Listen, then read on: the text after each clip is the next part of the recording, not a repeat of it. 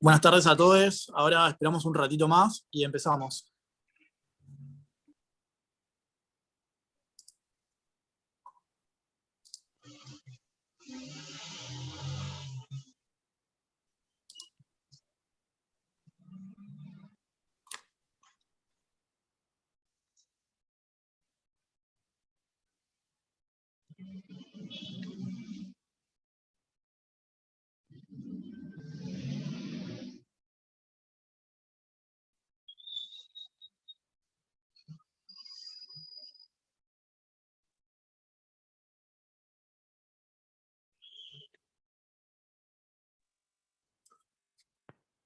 Bueno, si les parece, vamos largando. Eh, Les invitamos a quienes se suman como participantes, si se animan a prender su cámara. Sabemos que con la virtualidad por ahí es complicado, pero creo que está bueno para el diálogo. Sepan que esta actividad, si bien es una actividad abierta, se hace en el marco de un seminario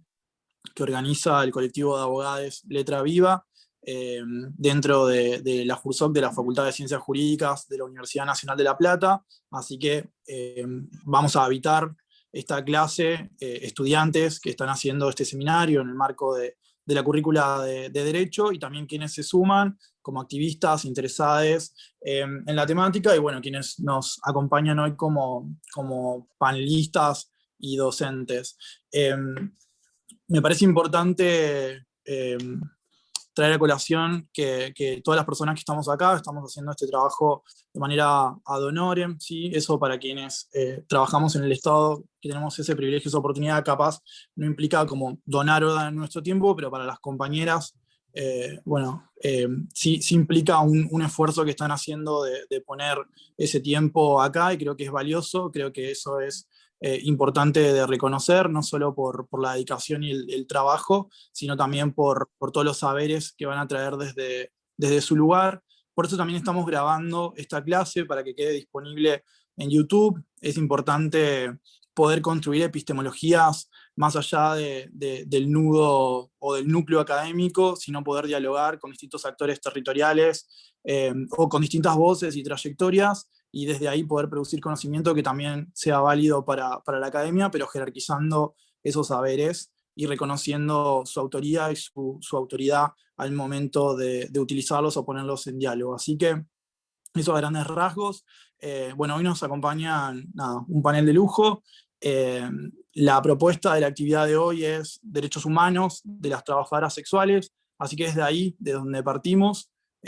Partimos de la afirmación de que las trabajadoras sexuales, les trabajadoras sexuales, tienen derechos humanos, y un poco la idea es traer a colación y poner sobre la mesa cuáles son los desafíos, las dificultades, las tensiones y todavía los caminos que nos quedan para su efectivo y real reconocimiento. Así que voy a ir pasando la palabra y les invito a quienes se suman hoy como docentes, si se quieren presentar,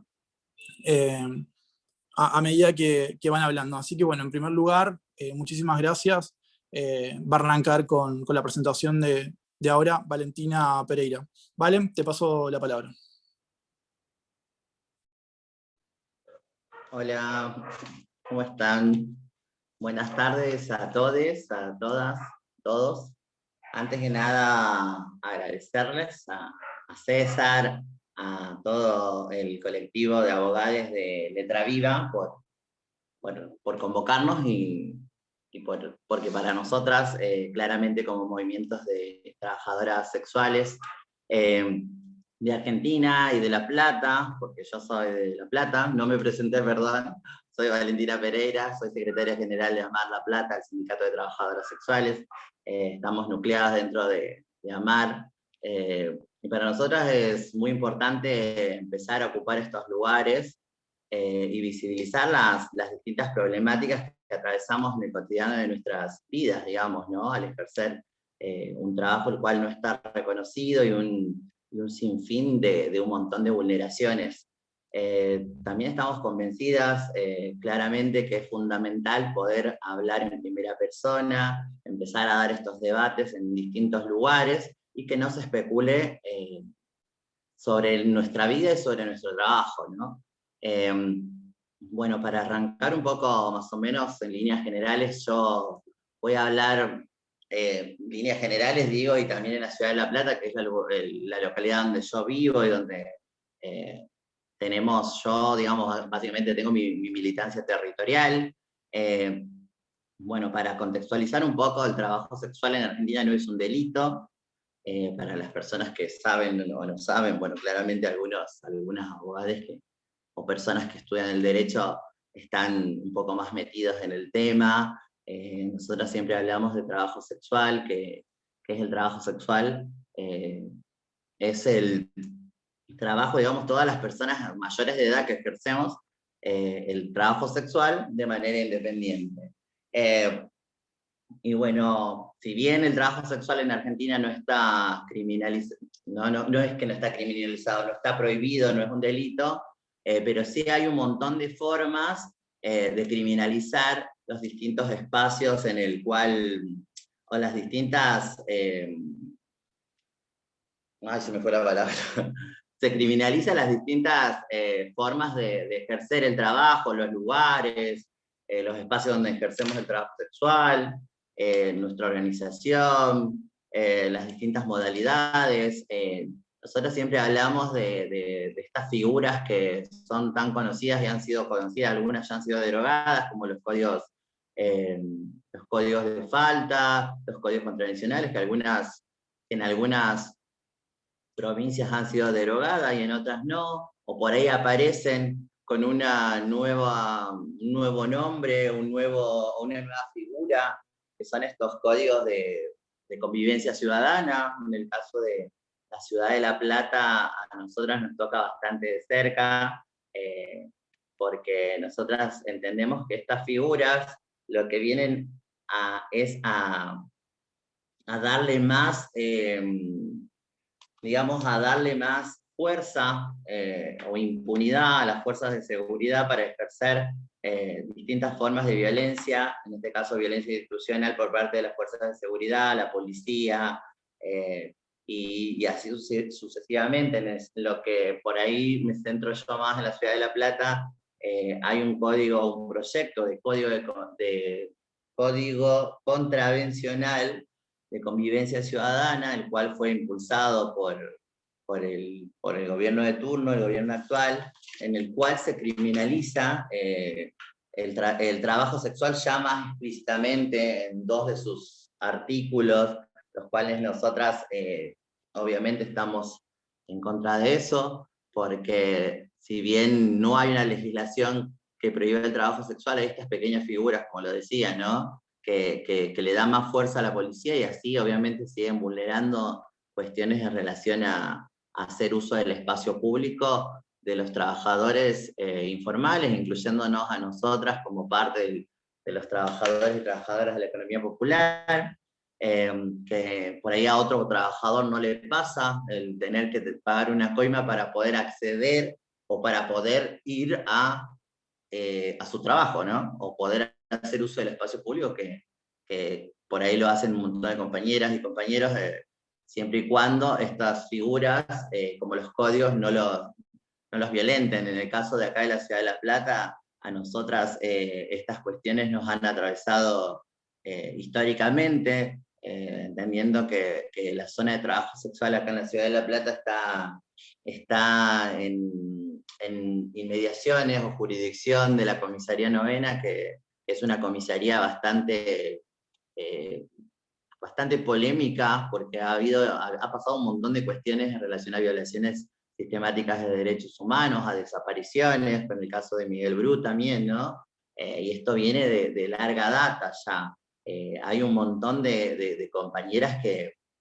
hemos tenido que trasladar o cambiar nuestras modalidades de trabajo, porque el hacer uso del espacio público a veces ya no es redituable, digamos, en el sentido de que trabajás solamente para pagar la coima policial. O sea, hay un montón de cuestiones que todavía eso sigue pasando hasta el día de la fecha, ¿no? Acá en la Ciudad de La Plata. Nosotras desde el sindicato, acá a nivel local, hemos impulsado distintas denuncias públicas por parte de las fuerzas de seguridad, pero eso también implica un montón una seguidilla de un montón de cuestiones que más que nada las trabajadoras sexuales visibles nos pasan, ¿no? Digamos, hasta persecuciones, sin ir más lejos, ¿no? Nosotras, y esto en este sentido también tiene mucho que ver con nosotros siempre decimos por ahí que esto de criminalizar y la estigmatización tiene que ver con algo más social y también con esto de los medios de comunicación que hacen hincapié en demonizar el trabajo sexual, en ponernos en un lugar de malas mujeres o de víctimas, ¿no? Tratando de confundir un montón de cuestiones que no tienen nada que ver ni con la trata de personas ni con el trabajo sexual que elegimos libremente, ¿no? Nosotras, y eso también genera este tipo de legislaciones, este tipo de códigos, si se quiere decir, y arrojándonos aún más a la clandestinidad, a las condiciones de clandestinidad, ¿no? O sea, nosotras tratamos de reinventarnos porque siempre nos ponen una figura para poder criminalizar las formas de ejercer el trabajo sexual, si bien hoy sigue pasando, ¿no? O sea, nosotras ya desde la organización ya tenemos, perdón, ya tenemos, nos costó muchísimo poder organizarnos, estamos nucleadas en AMAR hace, o sea, AMAR tiene 26 años, ya después yo capaz que lo contará un poco mejor, nos cuesta un montón en relación a esto, al estigma, a la discriminación, al poder pararnos y poder decir, elegimos el trabajo sexual, queremos tener otro tipo de garantías, ¿no? Que nos resguarden nuestras integridades, y que todavía no pasa. Hoy por hoy siguen vulnerando un montón de cuestiones en relación a nuestras elecciones del ser trabajadores, ¿no? Y esto en pandemia a nosotras se nos ha, perdón que a mí siguen apareciendo como solicitudes acá en la pantalla, en pandemia se ha incrementado aún más la vulneración de derechos, ha quedado al descubierto, como decimos nosotras, que la desigualdad social existe y aún más de los sectores que no tenemos derechos, ¿no? O de los trabajadores informales. Es muy fácil por ahí decir que yo quédate en tu casa, quédate en casa, hacer la cuarentena, respetar la cuarentena. Pero es fácil cuando tenés una casa, o sea, ¿por qué pasa cuando nosotras también, por ser travestis, trans, trabajadoras sexuales, migrantes, no podemos acceder a una vivienda, ¿no? Y en el lugar donde laburamos, porque en el lugar donde laburamos, digo, en la ciudad donde vivimos, pasa en todos lugares, en todos lados, o sea, por ser trabajadora sexual, travesti, trans y aún más migrante, digo, hay un montón de abusos a la hora de poder acceder a una vivienda. Ese ha sido uno también de los grandes desafíos como organización, de poder ayudar a las compañeras en pandemia, porque al no poder hacer uso del espacio público por la policía, por las medidas de salud, digamos, los DNU, digamos, también digo, ¿qué pasa con esto? Digo, no puedes trabajar, no puedes pagar el alquiler, y muchas compañeras en algunos lugares han frenado los desalojos y en otros lados ha habido abuso también, digo, esto, el no poder tener para pagar su alquiler también es una forma de violentar, ¿no? Y muchas de las mujeres o de las mujeres trans, travestis son sostén de familia. Y en ese caso también, perdón, que por ahí me pierdo, porque yo tengo cosas anotadas acá que no me quiero olvidar nada, ¿no? La idea también es eso, ¿no? Poder seguir reclamando, exigiendo, visibilizando todo lo que todavía falta a nosotras como colectivo de trabajadoras sexuales, y estar acá nosotras es muy importante, y también esto, ¿no? De replantearnos a ustedes, más que nada, que son futuros y futuras profesionales del derecho, digo, ¿no? Si realmente qué vamos a hacer, si vamos a acatar un montón de cuestiones en relación a las normativas que aprendemos o que aprenden, o vamos a ir más allá, digo, contextualizar un montón de cuestiones de qué es lo que pasa detrás de la vida de una trabajadora sexual, si realmente estas legislaciones que existen son buenas o no son buenas, digo, empezar a replantearnos esas cuestiones, y si falta todavía, bueno, digo, entonces empezar a ver qué hacemos, si generamos otro tipo de políticas públicas para poder devolverle estas situaciones de vulnerabilidad a las personas que no tenemos derechos, ¿no? Como somos las trabajadoras sexuales, los derechos básicos, derechos humanos básicos, digamos, al acceso a la salud, el acceso a la vivienda, a la educación. Pero bueno, nada, más que nada eso, básicamente. Por eso lo mío iba a ser un poco más corto, pero bueno, porque hay un montón de compañeras que pueden aportar otras cuestiones más jurídicas, compañeros y compañeras. Así que nada más, de nuevo, muchas gracias por la invitación y para lo que necesiten estamos acá. Es muy importante para nosotros poder hablar en primera persona. Nada más, gracias. Gracias, Valen, por tus aportes. Creo que esto que traes respecto a ir más allá de las normativas me parece que es fundamental, porque tanto como los edictos policiales como los códigos contravencionales han sido normas y que han construido ciertos estigmas, estereotipos sobre el colectivo de trabajadoras sexuales, pero también sobre el colectivo trans, y que ha ido tomando distintas formas, no solo en La Plata y en la Argentina, sino a lo largo del territorio regional. Y no es casual que el año pasado haya salido la sentencia de la Corte Interamericana, en el caso Azul Marín versus Perú, donde ahí se habla de que el Estado peruano tiene que derogar dentro de los códigos de seguridad o planes nacionales de ciudadanía, algo así es el nombre. Había una parte donde hablaba de erradicación de homosexuales. En esos planes, cuando se buscaba qué era lo que se erradicaba y de qué manera, se da cuenta de un proceso de gentrificación, es decir, de un proceso que busca expulsar de ciertos lugares del espacio público a ciertas identidades por distintos motivos, y esas identidades eran personas LGBT, pero fundamentalmente eran trabajadoras sexuales. Entonces, esto que vos traés respecto a cómo articula la moral y la norma y la expulsión de determinadas identidades, de determinadas tareas y de determinados trabajadores del espacio público, creo que es fundamental. Así que, nada, gracias por tus aportes. La idea es poder ir dialogando y construyendo con el resto de los compañeros que se suman. Así que le paso ahora la palabra a Alejandro Mamani. También te pido si te presentás, querido Joma, y gracias por sumarte. Hola, ¿cómo están? Mi nombre es Alejandro Bomaní, soy abogado, recibido en la Universidad Nacional de Tucumán. A su vez tengo una especialidad en Derecho Informático de la UBA, una maestría en Derecho Migratorio y Políticas Migratorias de la UNTREF y posgrados respecto a prevención del financiamiento del terrorismo y lavado de dinero y derechos del consumidor y competencia empresarial. Trabajo además como asesor legal en diferentes organizaciones. En este caso, en particular, lo que me trae acá es ser asesor legal en AMAR, la Asociación de Mujeres Meretrices a nivel nacional, y quizás una de las temáticas que nos parece muy interesante a la hora de tratar, básicamente porque es el título de la presentación que veníamos llevando, y seguramente porque muchas personas, en particular las personas estudiantes de Derecho que están acá presentes, tienen justamente quizás una orientación más en el mundo de lo jurídico. A la hora de hablar de derechos humanos, y justamente en particular lo que refiere a las trabajadoras sexuales, es súper interesante la dinámica que tiene el sistema interamericano mismo respecto al reconocimiento no en temas de derechos humanos. Yo, digo, como varón cis,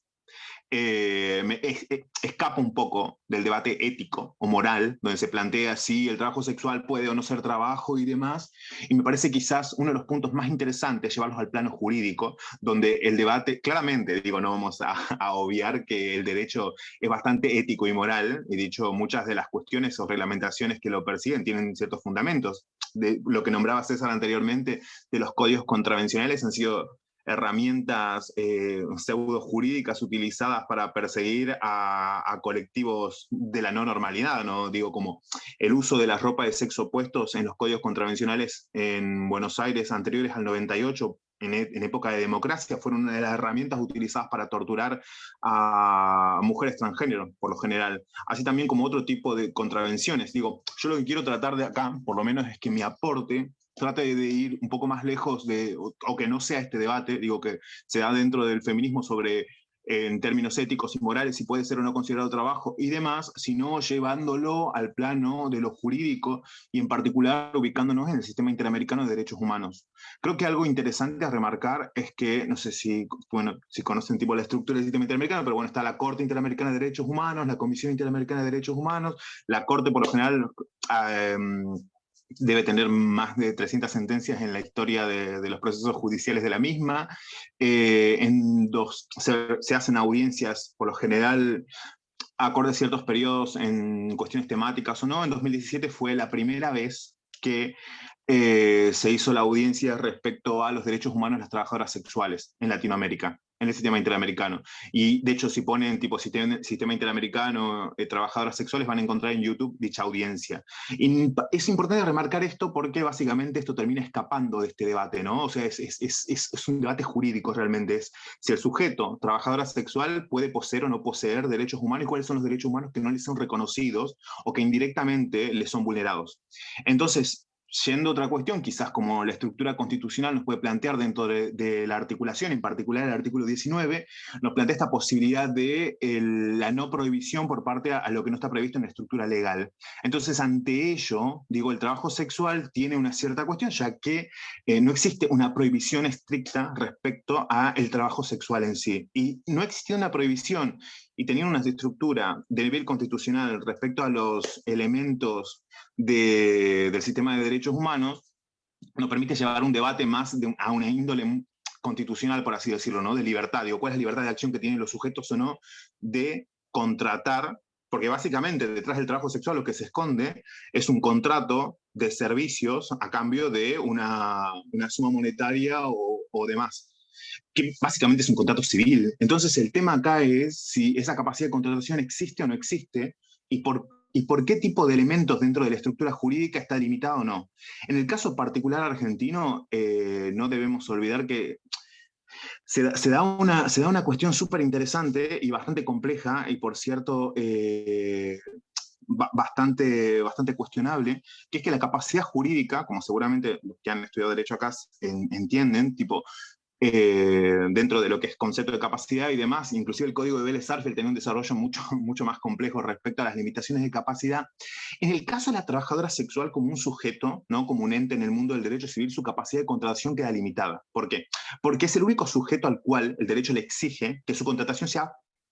pura, por así decirlo, ¿no? Pura con una dinámica moral de bondad. ¿No? Digo, la contratación respecto al trabajo sexual exige que una trabajadora, para existir, deba contratar directamente un departamento, alquilar, a menos que sea propietaria del mismo, y realizar otro tipo de contrataciones limitadas, autogestionándose en su totalidad. Quiere decir esto, que cualquier intermediario que exista en el medio, ya sea el locador, ya sea la empleada que puede limpiar el departamento, o ya sea compartir el departamento con otras personas, está cuestionado por la estructura del derecho penal, porque entra dentro de la dinámica de facilitación. Por el concepto de facilitación, digamos que seguramente saben que el derecho penal tiene esta estructura que es bastante cerrada, con las trabajadoras sexuales en particular, se presta un poquito más de libertad interpretativa, porque bueno, sujetos vulnerables y el derecho es mucho más permeable cuando la clase popular está cerca de él. Entonces, la capacidad de contratación de las trabajadoras sexuales queda limitada a un nivel de autonomía de oro, donde ella es el único sujeto que tiene que contratar local y a su vez contratar con cualquier otro tipo de servicios que necesite. Digo, si necesita movilidad, contratar un chofer que la lleve a un lugar a practicar servicios sexuales o no, a brindar los servicios que ofrece, puede ser considerado un delito, puede ser considerado facilitación o puede ser considerado explotación. Así también como la persona que limpia, o así también compartir un departamento con otras personas, e inclusive el locador de su vivienda también quedaría como atrapado entre esta dinámica del derecho penal. Es como el derecho penal respecto al trabajo sexual ha creado múltiples bombas, ¿no? Que son bombas jurídicas que lo que terminan haciendo es que cuando una detona, por lo general en estos sujetos que se entrecruzan diversos factores, también tenemos que entender que el trabajo sexual por lo general es ejercido mayoritariamente por cuerpos feminizados, así también como cuerpos de la clase popular, ocasionalmente migrantes, entonces como todas las intersecciones que se dan, digo, los efectos jurídicos que se dan sobre estos sujetos o sujetas es totalmente diferenciado, ¿no? A un sujeto de clase media con otra estructura. Georgina, que acá está presente seguramente y lo va a explicar de una mejor forma que yo, siempre habla de la capacidad de elección, ¿no? De este libre albedrío pseudo Santo Tomás de Aquino, donde el sujeto elige o no elige en total libertad qué hacer o no hacer de su identidad y su futuro. Digo, eso es básicamente una ficción. Nosotros elegimos dentro de los límites de las capacidades y las proyecciones que tenemos o no, de cuáles son nuestras herramientas cercanas, y la elección básicamente radica en ese contexto. Eso es algo que hay que tener en cuenta, por lo menos para entender la relación del derecho y la clase popular, porque si no caemos en esta ficción de una estructura neutra, porque el derecho se vende como una estructura neutra jurídica justa, ¿no? De esta cuestión de igualdad ante la ley en una estructura totalmente limpia, cuando en realidad no, digo, el derecho tiene, digo, como una regla la justicia, pero en términos sustantivos no, la igualdad y la justicia es una ficción. Si no, no tendríamos tipo las cárceles con más de la mitad de las personas sin el debido proceso, o sea, sin un juicio firme y privadas de libertad. Y tampoco las cárceles estarían racializadas, y tampoco tipo la clase popular sería la que tenga la fragilidad de derechos más cercana. Sin ir más lejos, ustedes seguramente, si no, sería un buen ejercicio que lo lean, han tenido acceso a la ley de empleo doméstico, en particular la ley de empleo doméstico que en 2013 junto a la de peón rural salen a luz, digo, son reconocidos los derechos de los peones rurales, las empleadas domésticas llegan a tener un reconocimiento casi a la par de cualquier otro trabajador. Anteriormente al 2013 eso no sucedía, y digo, no había ninguna organización de derechos humanos militando por los derechos laborales de estos dos sujetos. Que eso es un tema en cuestión, digo, a poner en la mesa para cuestionar inclusive a la sociedad civil y a la estructura jurídica. Pero por otro lado, si ustedes van ahora y abren la ley de empleo doméstico, van a ver que el tratamiento ante la justicia no es el mismo tratamiento que cualquier otro sujeto protegido por el derecho laboral. El nivel de sanciones se reducen, hay un tratamiento diferenciado detrás de ello. Y nos podemos preguntar, en términos jurídicos, términos ónticos, ¿qué es lo que justifica que la estructura jurídica sea más permeable con, digo, llámese sujeto de empleo doméstico que con otro sujeto del derecho laboral? Y básicamente una de las cuestiones que están detrás de ello es el origen de clase, a cuál es el sujeto que está protegiendo. Pero, volviendo al punto, quizás establecer esta relación respecto a la contratación en el mundo de las trabajadoras sexuales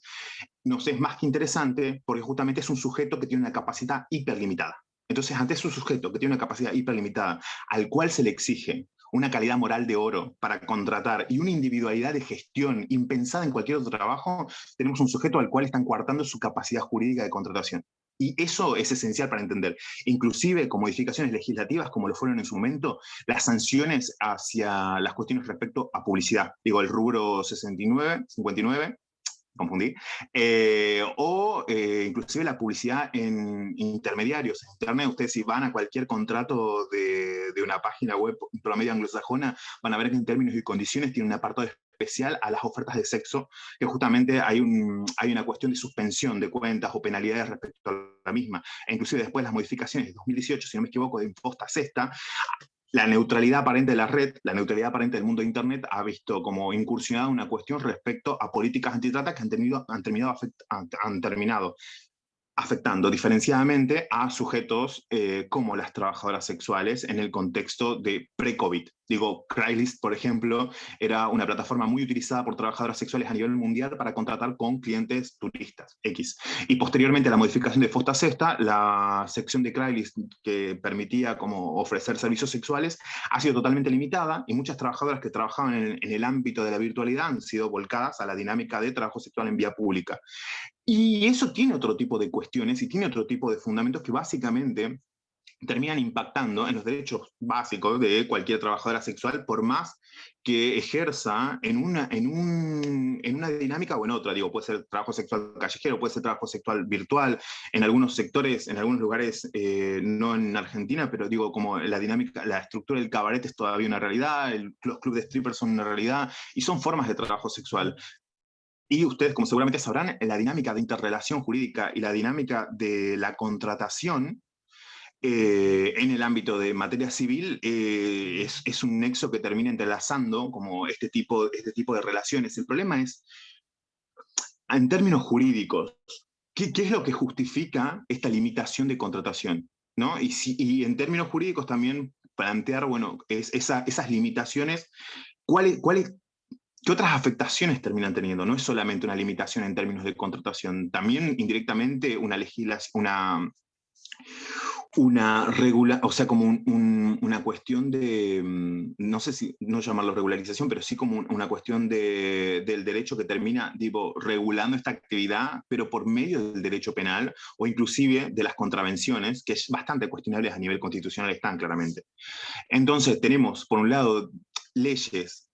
del mundo penal. Por otro lado tenemos leyes contravencionales y por otro lado tenemos leyes del mundo civil que terminan coartando a este sujeto, a este ente como la trabajadora sexual y su capacidad de contratación. El tema es, este coartamiento, ¿qué efectos reales termina teniendo? ¿Qué efectos reales termina teniendo inclusive en el fuero de familia o en el fuero civil o en el fuero administrativo? ¿Cuáles son estas limitaciones que indirectamente terminan cayendo en el universo de estos sujetos, que aparte están en una condición hipervulnerable por el sector socioeconómico al cual pertenecen y por, obviamente, haber sido olvidados de las políticas públicas? Eso es un punto a hablar, y quizás adentrándonos en la dinámica del sistema interamericano vamos a poder ver qué tipo de derechos son los derechos vulnerados. Digo, el derecho a la sindicalización, el derecho a básicamente cualquier derecho laboral, ¿no? A la capacidad de contratación y de recibir un pago por lo mismo. Si bien entendemos que esta ficción del mundo civil de contratación de par y par es compleja, y de hecho por eso nace el derecho laboral, lo que sí es interesante tener en cuenta es, bueno, cuáles son las dinámicas jurídicas que se prestan para subsanar este tipo de cuestiones. Esto no es una pelea de reconocimiento o no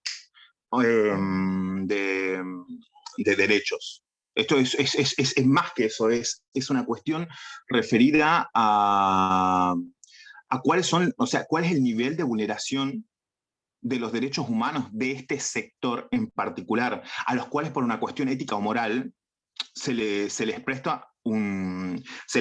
lobby que termina denegando el reconocimiento de estos derechos. Digo, eso me parece súper interesante a traer la colación. Y como bien les dije, quizás en el ámbito jurídico nacional puede que haya como otro estadio de debate, pero por lo menos en el ámbito internacional del sistema interamericano de derechos humanos tenemos una cuestión y mucho más en COVID, ha habido recomendaciones de la Comisión Interamericana de Derechos Humanos para el tema de la derogación de códigos contravencionales o la adaptación de estructuras legislativas internas para el reconocimiento de las mismas, por justamente el hecho de no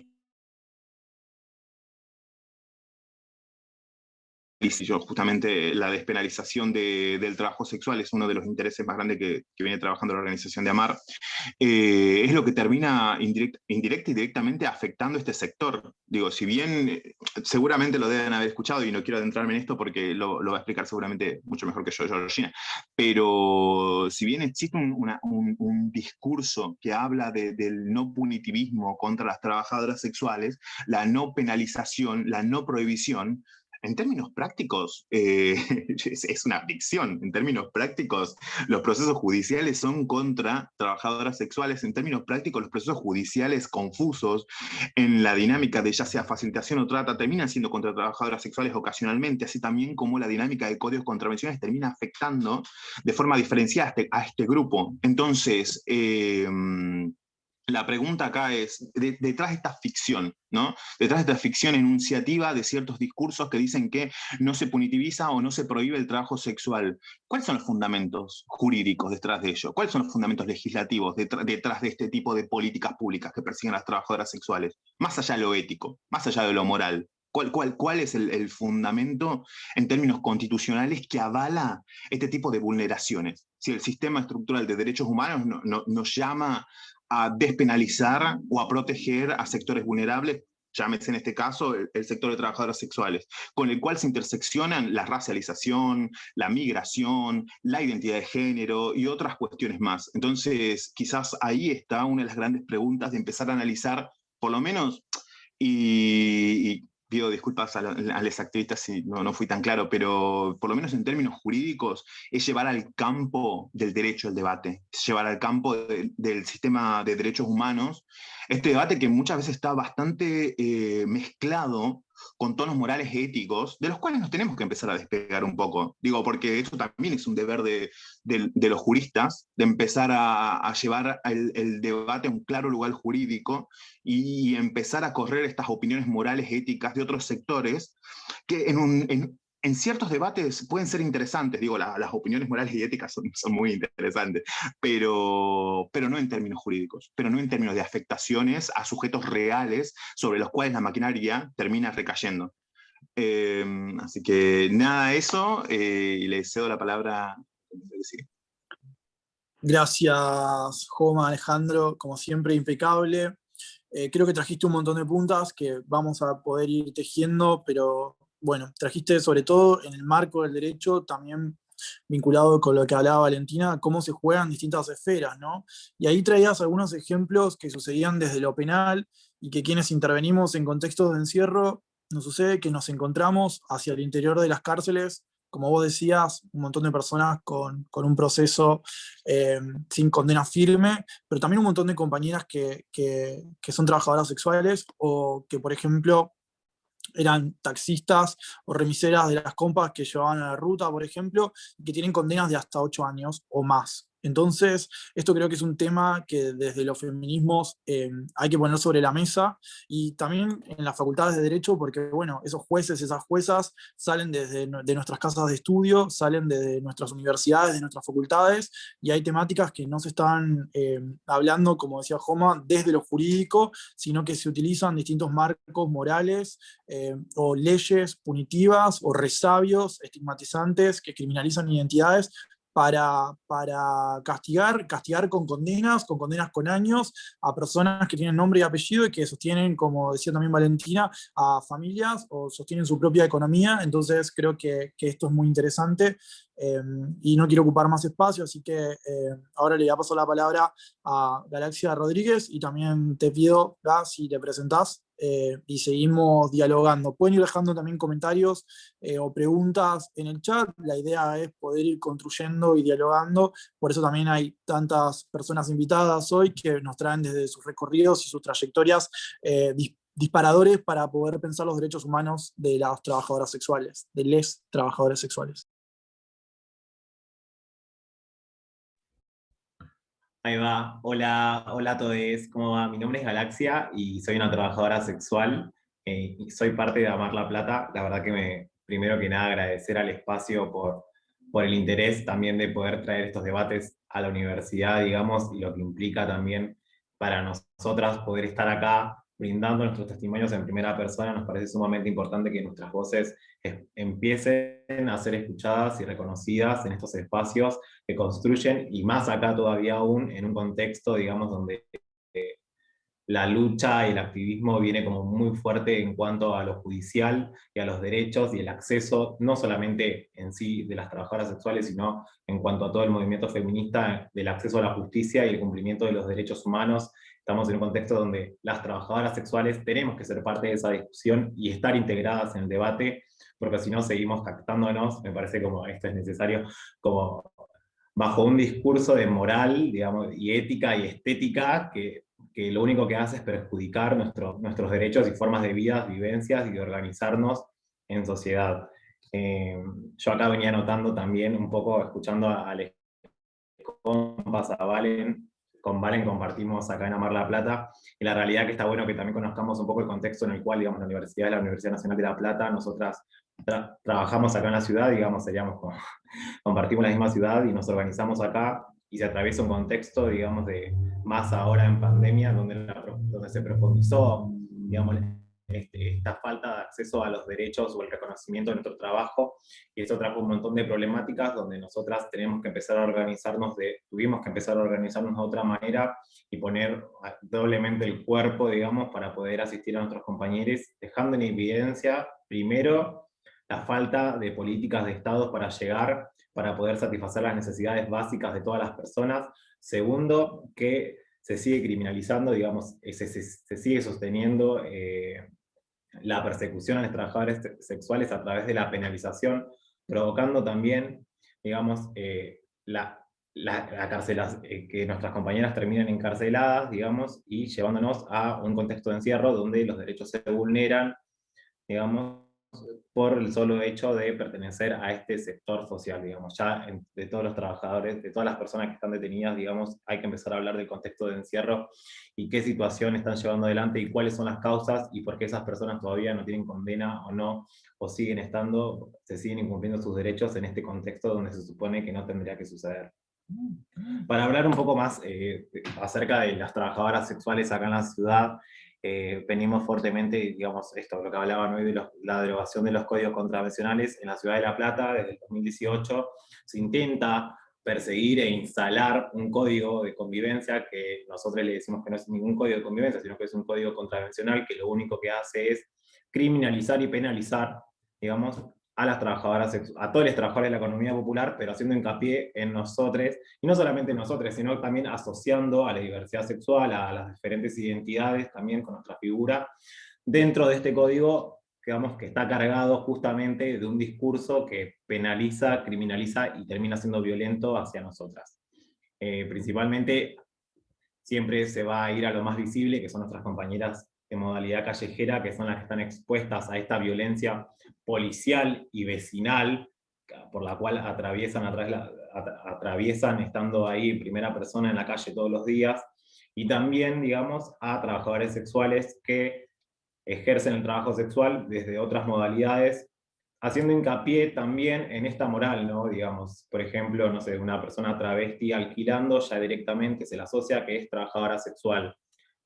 Ya al asociarse la que es trabajadora sexual, los vecinos, boom, linchamiento. Eso básicamente es lo que estaría sucediendo también en la representación de este código de convivencia, que lo único que hacen estos dos códigos que en estos dos, no me sale la palabra, dos puntos, en estos dos puntos del código de convivencia,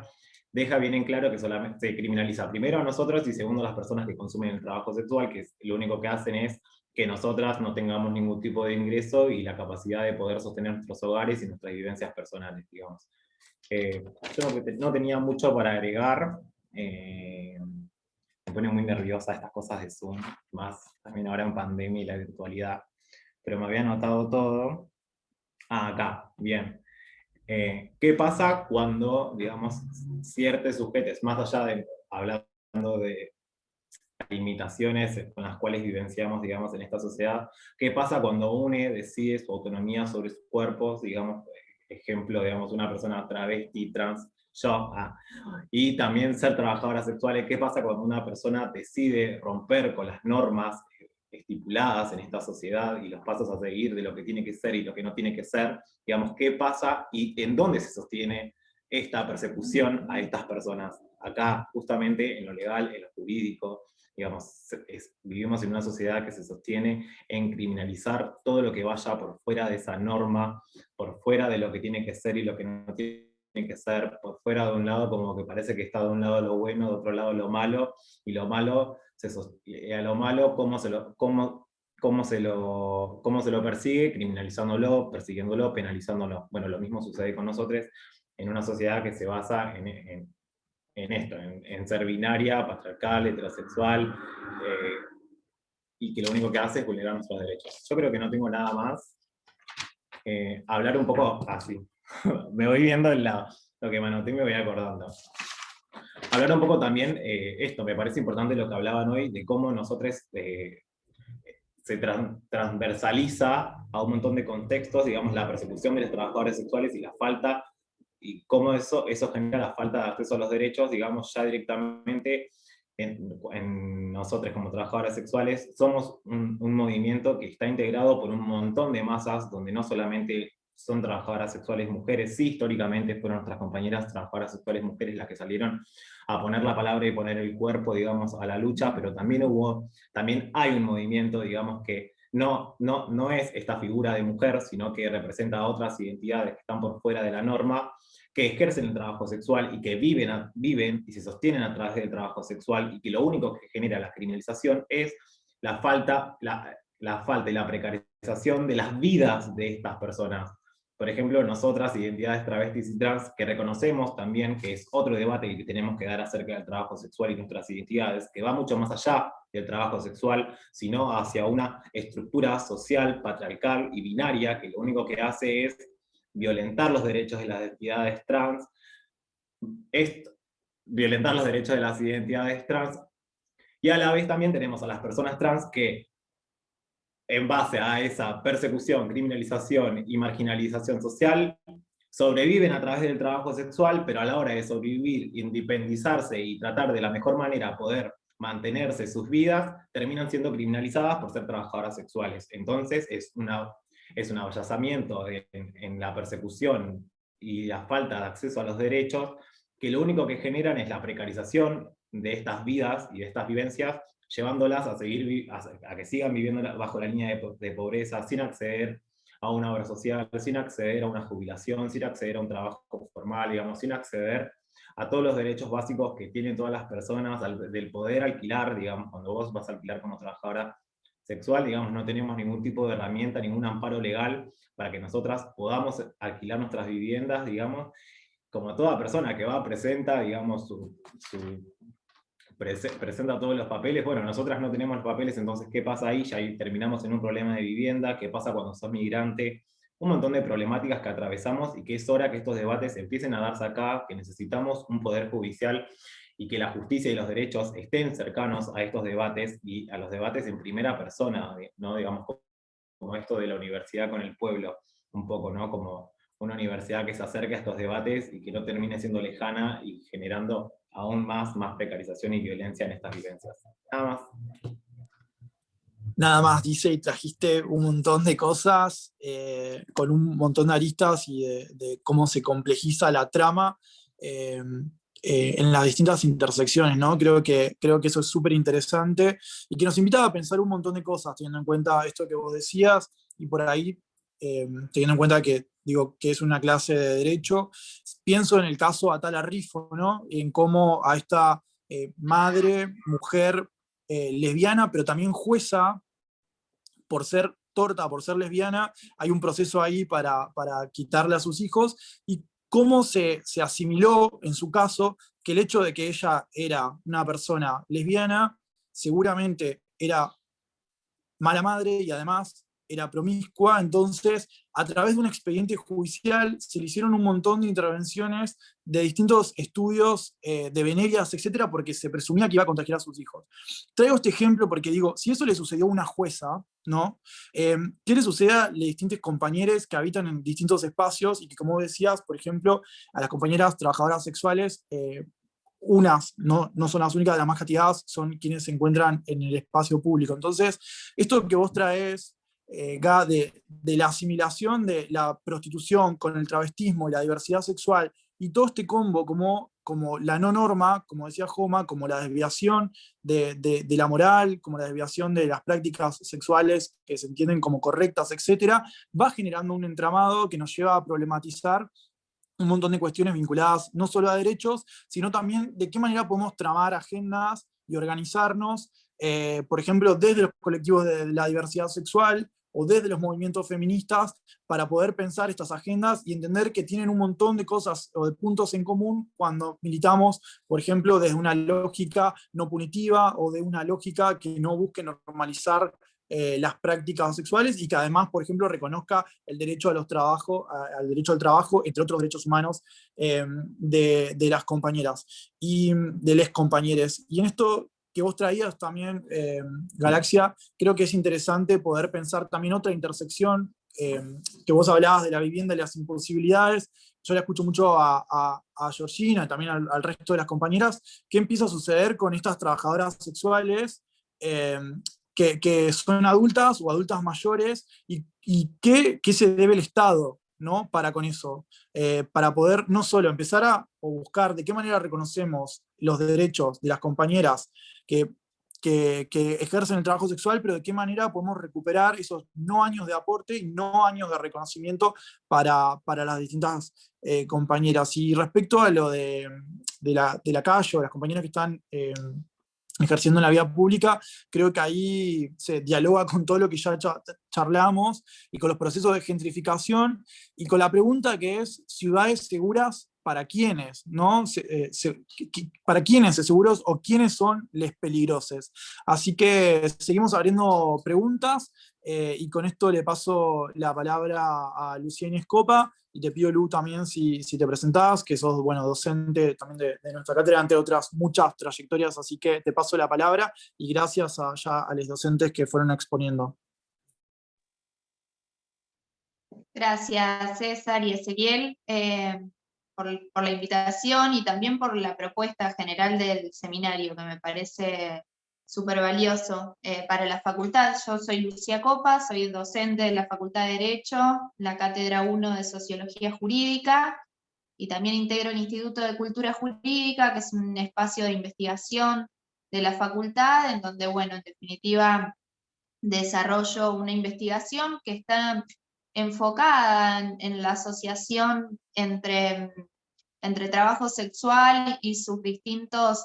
enfoques y formas de judicialización en perspectiva histórica. Esto me parece interesante mencionarlo. Voy a ir retomando algunas de las cuestiones que fueron planteando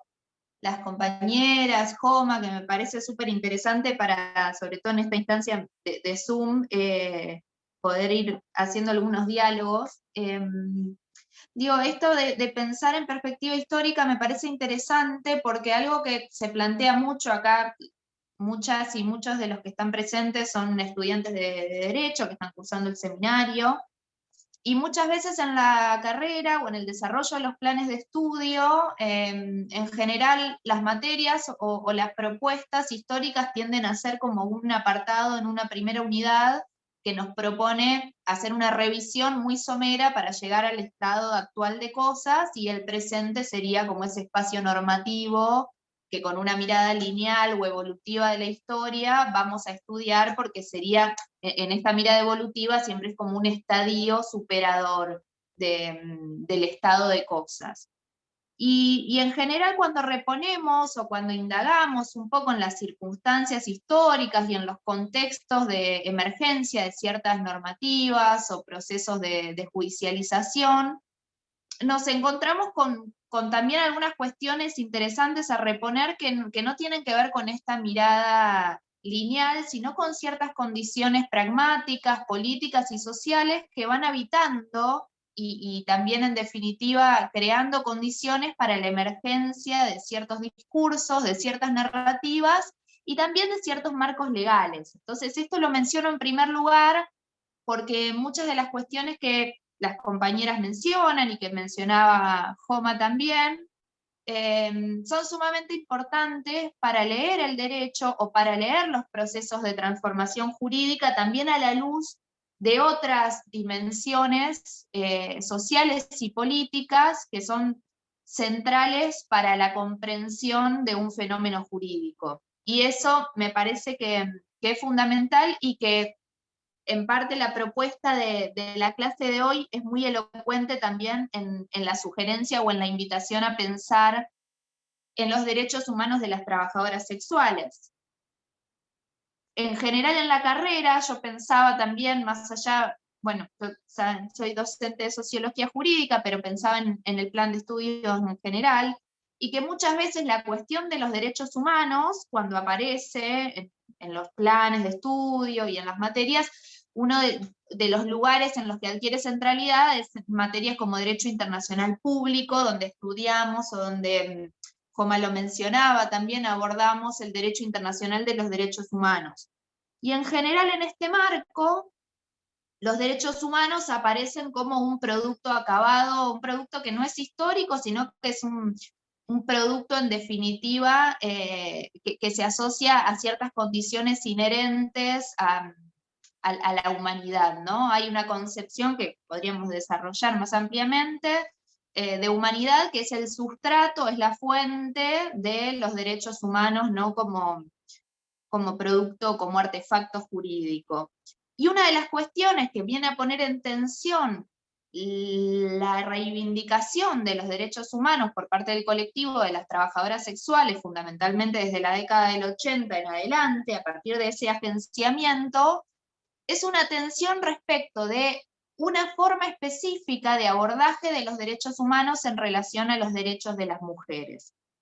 Hay un proceso de conceptualización, sobre todo a partir de la década del 90, de los derechos humanos de las mujeres como derechos humanos, que se va a asociar también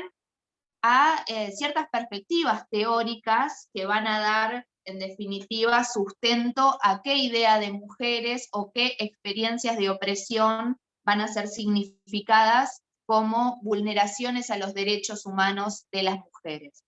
Que son procesos lógicamente paradójicos, y eso me parece que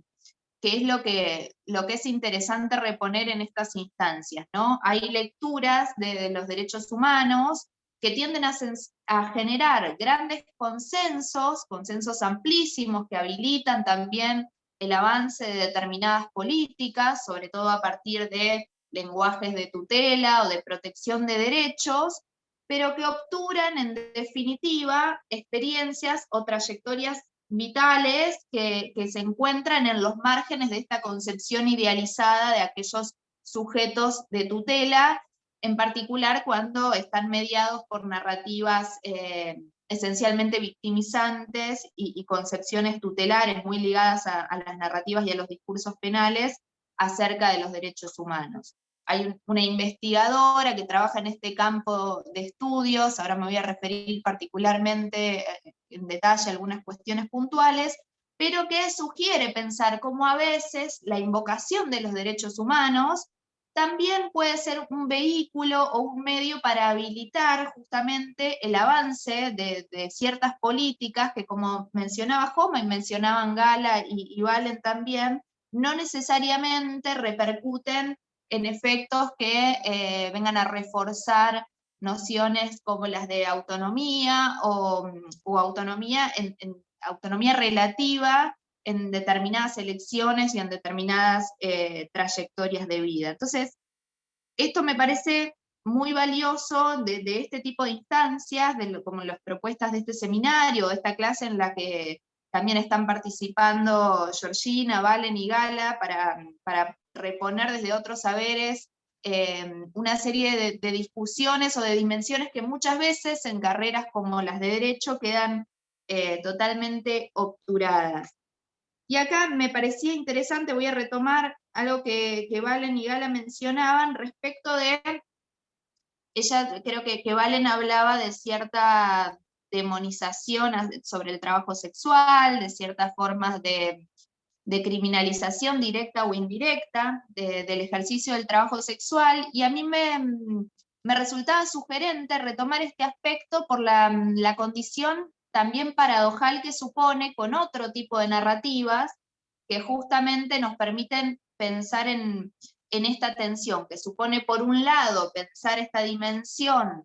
que se ve muy claramente manifestada en las discusiones de los códigos, denominados códigos de convivencia, de los antiguos vigentes códigos de faltas y demás, y por otro lado, toda una serie de tecnologías y discursos que se han asentado fuertemente en un discurso en torno al sujeto víctima en este tipo de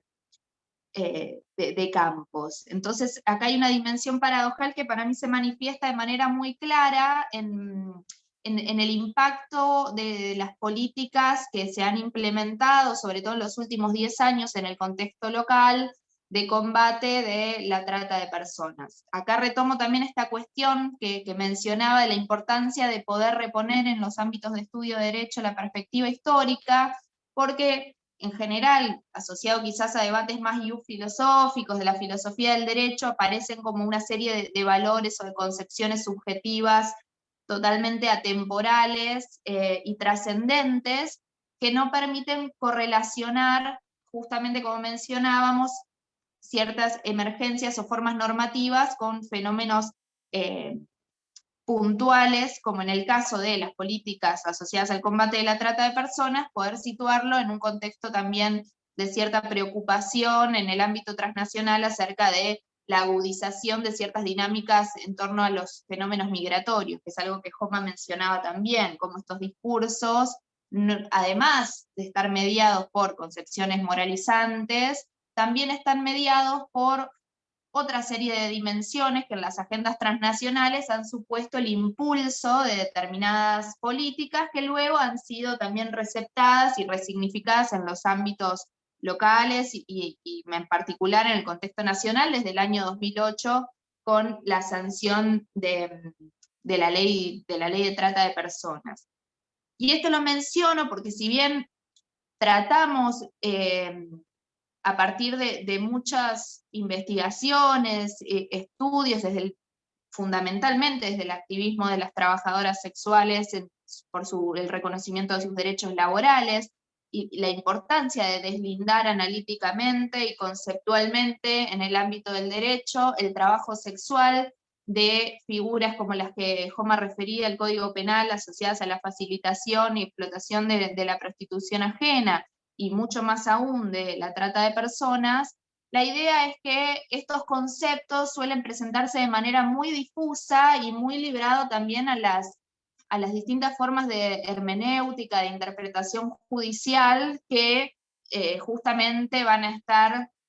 puestas en tensión a partir de las prácticas judiciales, de también los discursos y las narrativas más extendidas en torno a estos temas.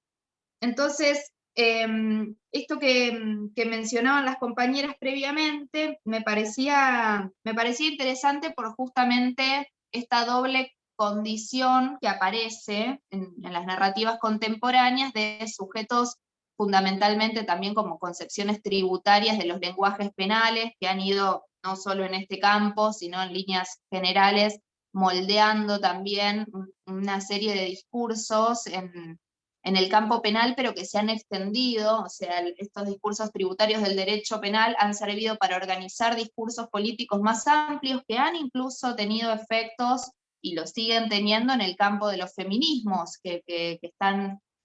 articulados muchas veces a partir de la formalización de ciertas conflictividades sociales, a partir de los esquemas penales como formas de institucionalización de la conflictividad social que se aborda, y en particular los organismos gubernamentales que en general han abordado como competencia específica luego de la sanción de la ley de trata, los procesos judiciales ligados a la trata de personas, han leído muchas veces en estos procesos, y con esto voy a ir cerrando para que en todo caso podamos seguir conversándolo después, pero han leído en estos procesos a partir de estas categorías jurídicas asociadas fundamentalmente, como mencionaba, a los esquemas o a los lenguajes de la penalidad, una trayectoria meramente de conversión, muchas veces, que esto Valen lo mencionaba, de víctimas en victimarias. Esto es incluso una conceptualización, insisto, que han desarrollado los mismos organismos gubernamentales abocados a estas temáticas. Entonces, lo que implica, en definitiva, es circunscribir cualquier forma de comprensión de las trayectorias o de distintas formas de inserción y trayectorias en los mercados sexuales como una mera conversión rígida de sujeto víctima en sujeto victimaria. Y esto es una paradoja, una tensión que permanentemente atraviesa los discursos en torno al trabajo sexual, que parece no poder leerse en términos justamente de inserción en un mercado laboral, con las condiciones particulares que adquiere y los contornos que adquiere por la condición de clandestinidad en la cual se desarrolla, que es uno de los efectos centrales que tiene algo de aquello a lo que Joma aludía, que es que, como bien Valen decía, el trabajo sexual no está penalizado, pero sin embargo todas las formas de organización y de ejercicio, y en definitiva de organización en la clandestinidad de estas formas de comercio sexual, están o pueden caer bajo las formas jurídicas penales, sobre todo pensando la figura como más atrápalo todo en estos casos, que es la de la facilitación de la prostitución ajena. Entonces acá queda también abierto un margen muy amplio para la agencia judicial y para la agencia policial. Si vemos las causas judiciales, vemos que el inicio de las causas judiciales, al menos en las memorias de delitos conexos a la trata de la provincia de Buenos Aires, de la Procuración de la provincia de Buenos Aires y en la trata en el Fuero Federal, están iniciadas por la agencia policial. Aproximadamente, no recuerdo ahora el porcentaje exacto, pero creo que en el último año el 70% de esas causas. Entonces hay un margen amplísimo de actuación policial que luego en la instancia judicial supone como, en definitiva, una captura de cualquier forma de organización de los mercados sexuales dentro de una figura penal. Entonces, para ir cerrando, lógicamente, bueno, podríamos también como hablar de otras cuestiones que podemos seguramente seguir después, pero hay muchísimas investigaciones que seguramente después César va a poder compartir a partir de algunos artículos y documentos, no solo en el ámbito nacional, sino también en otros espacios. Hay investigaciones muy interesantes en la zona del Caribe, en la que hay una investigadora, Kamala Kempadú, dice, advierte el riesgo de esta falsa ecuación de pensar el trabajo sexual de manera indisociada de la trata de personas por los efectos que eso conlleva en las vidas materiales de aquellas sujetas sobre las que recae el peso de la persecución penal en este tipo de casos, y en definitiva también,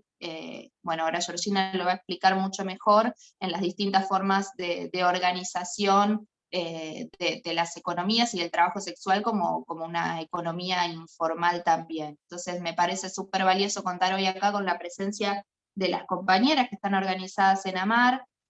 pensando también que hay como una idea que me encanta, que es la de que un sujeto político es siempre una capacidad también de crear escenarios de desacuerdo, y es muy importante que en las facultades como la Facultad de Derecho pensemos los derechos humanos en definitiva como un campo de disputas, más allá de estos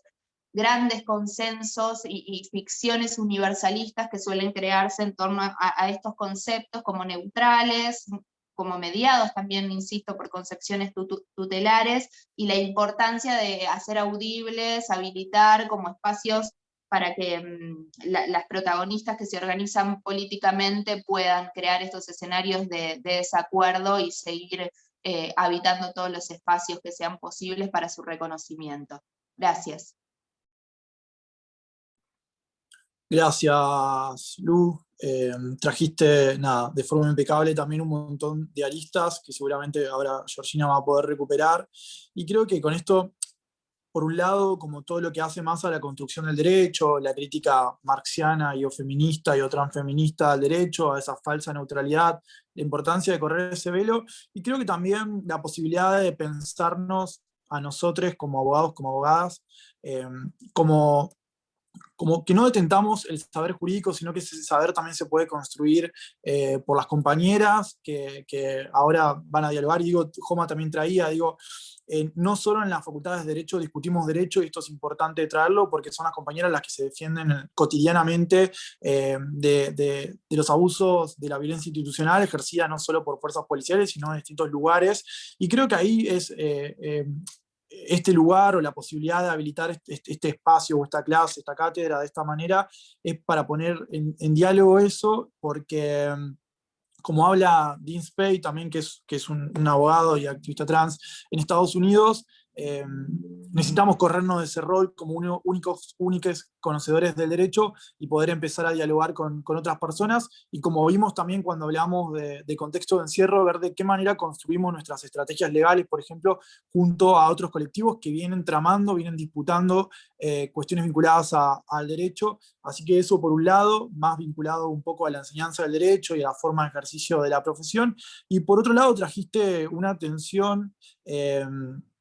que es compleja respecto a esto de la protección de las víctimas, la cuestión de la trata, y cómo dialoga eso con la posibilidad o imposibilidad de reconocer derechos a las trabajadoras sexuales. Y ahí vos mencionabas algunos estudios y trabajo no solo del Caribe, que todo eso lo vamos a subir a la cátedra, sino también de Buenos Aires. En mi caso, bueno, yo soy santafesino y tuve la posibilidad de estudiar y trabajar con esta temática en provincia de Santa Fe, y lo que nos pasaba, por ejemplo, era que esas leyes que se logran conseguir en pos o con un argumento discursivo de protección de las víctimas, luego no encuentran esa estrategia por la cual se pensó la ley, un reconocimiento por parte de los operadores judiciales. Y nos pasaba, por ejemplo, que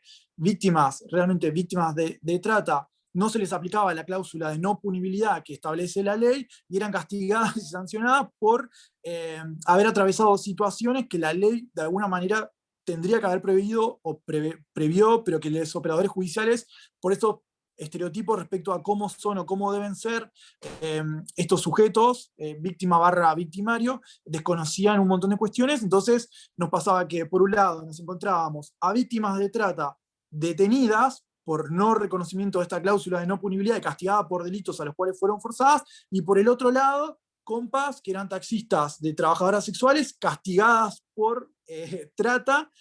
cuando en realidad era una estrategia de cuidado de las compañeras para poder ir a un espacio donde ejercían el trabajo sexual, porque además de lugares a los cuales podrían haber accedido de otra manera, eran gentrificadas y expulsadas del espacio público. Entonces, esto es una encerrona constante que lleva a que las compañeras tengan que estar todo el tiempo intentando escapar a la policía, a la vecinocracia transfóbica y a la vecinocracia que no solo hace las trabas, sino también a las compañeras cis que ejercen trabajo sexual en la vida pública. Y entonces es una encerrona compleja que va dejando cada vez sin menos recursos la posibilidad de ejercer el trabajo sexual, pero a la vez sin ningún reconocimiento de los derechos. Entonces, estas tensiones las tenemos que poner sobre la mesa, las tenemos que disputar, las tenemos que problematizar, y creo que el laburo organizacional y de sujetas políticas que ha logrado Amar y que ahora Georgina va a poder traer, me parece que es muy importante. Así que nada, recuperando un poco todo esto que veníamos trayendo, le paso ahora sí, no sé si está por ahí, la palabra a Georgina, y seguimos nada, construyendo y debatiendo y problematizando estas cuestiones que tan importantes son, pero tan urgentes también. Georgina. Hola, ¿cómo están? ¿Me escuchan? Perfecto. Acá estoy. Bueno, primero buenas tardes a todos. Muchas gracias, César, por la invitación, por organizar este conversatorio y recuperando lo que dijeron mis compañeras y mis compañeros, la importancia de escuchar las voces de quienes ejercemos el trabajo sexual y poder, frente a los distintos debates que hay sobre nuestro trabajo, escuchar las voces de las protagonistas. Así que voy a arrancar un poco diciendo que nosotras y nosotres, quienes pertenecemos a AMAR, es una organización nacional que tiene 26 años, como dijo Valentina, de estar organizadas a nivel nacional, pertenecientes a una central de trabajadores y trabajadoras.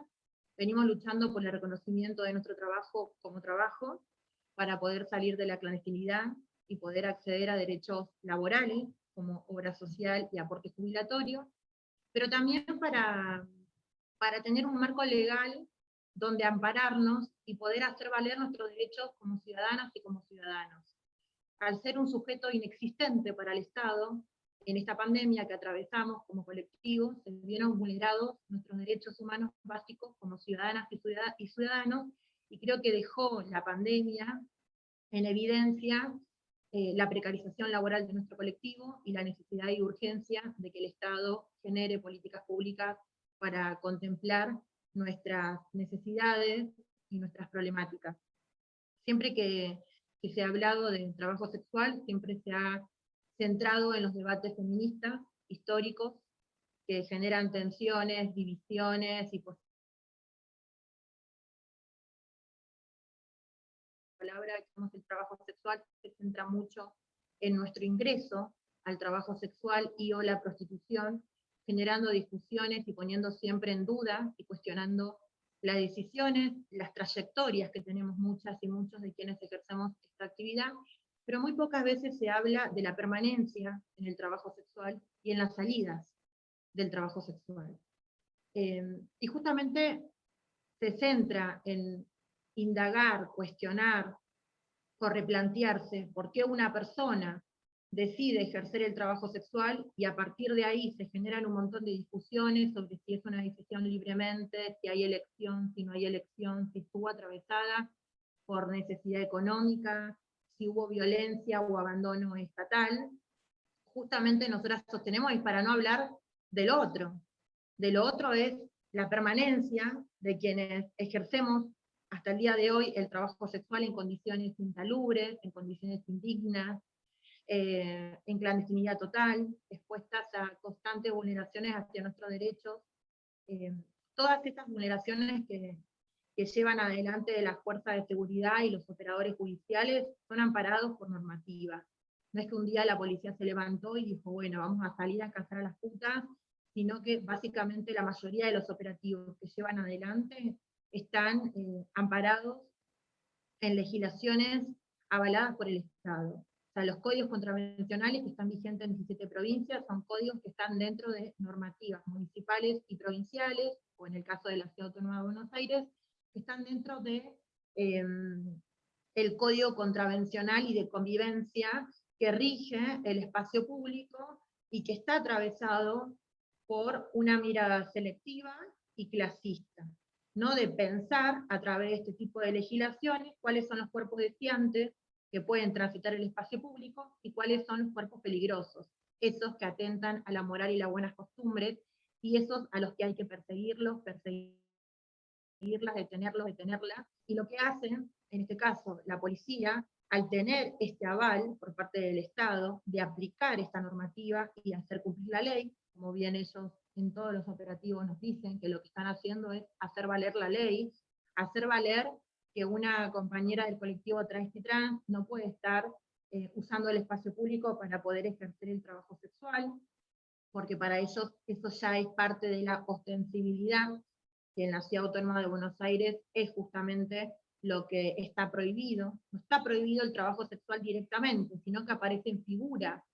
que lo que hacen es que termine prohibiendo no solamente el trabajo sexual, sino que termine prohibiendo que nosotras podamos transitar el espacio público, haciendo trabajo sexual o no haciendo trabajo sexual. Porque muchos también de los operativos que lleva adelante la policía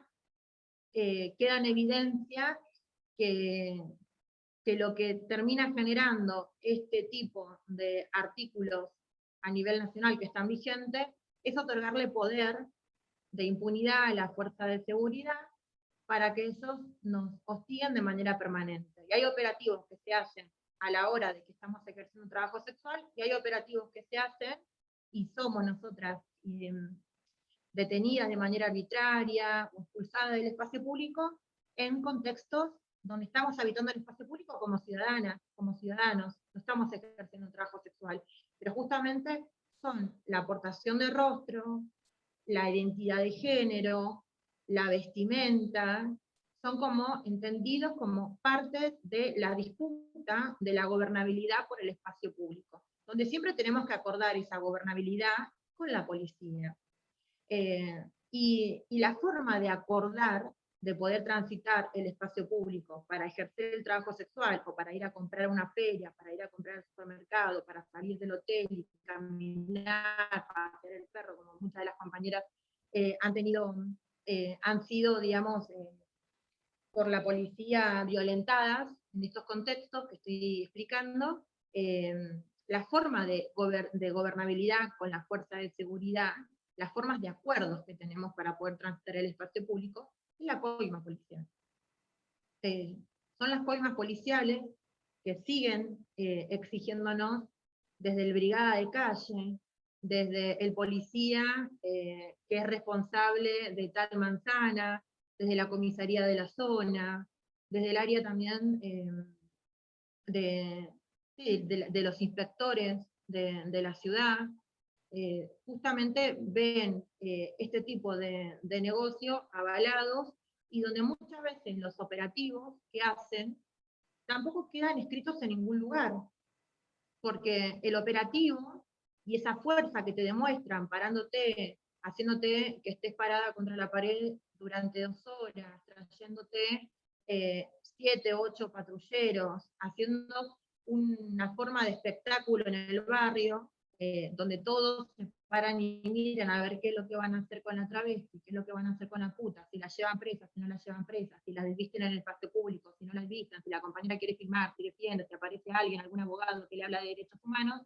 Sabemos que todo ese espectáculo que genera en el espacio público es justamente como parte de darnos a entender quiénes son verdaderamente los que manejan el espacio público. Y es una cuestión de disputa, de correlación de fuerzas también, ¿no? Traerte 7 patrulleros de decirte o pagás o esto va a ser parte de tu cotidianidad como trabajadora sexual y como vecina del barrio. Cuando le hablamos de derechos humanos también hay una burla, ¿no? Porque es impensado que las prostitutas tengan derechos humanos. Y también para las fuerzas de seguridad es impensado que las prostitutas conozcan que tienen derechos humanos y sepan cuándo el oficial o la policía está violando ese tipo de derechos. Entonces en AMAR lo que hacemos mucho hincapié en los talleres de formación, en las charlas de información que damos entre pares, es justamente darle ese tipo de conocimientos a las compañeras, que sepan cuál es la lectura que tienen que hacer ellas como trabajadoras de los códigos contravencionales, y saber también cuál es la lectura que hace la fuerza de seguridad de esos códigos contravencionales, y qué cosas puede hacer la policía, y qué otras cosas no puede hacer la policía, y a partir de tener ese conocimiento, que lo hacemos como parte colectivo, sabemos que cuando son muchas las que saben lo que puede hacer o no la policía, ahí se gesta un poder colectivo, que es justamente salir a disputarle entre 7 patrulleros y 10 compañeras formadas en derechos humanos, es salir a disputarle el sentido de la permanencia en el espacio público y el saber más, ¿no? Con apropiarse del lenguaje, que algunas veces termina siendo un poco técnico el que tenemos que tener, porque eso lo que hace es como posicionarte en estas jerarquías, de que la policía sepa, o es sabedora, de que no está hablando con cualquiera, sino que está hablando con alguien que sabe cuál es el artículo contravencional, que le está hablando en clave, ¿no? en esa clave de artículos, de ordenanzas, de palabras claves que también están dentro de las fiscalías, como firmar la probation, tengo derecho a leer mi acta, y si la firman, también encontramos ahí distintas estrategias, es que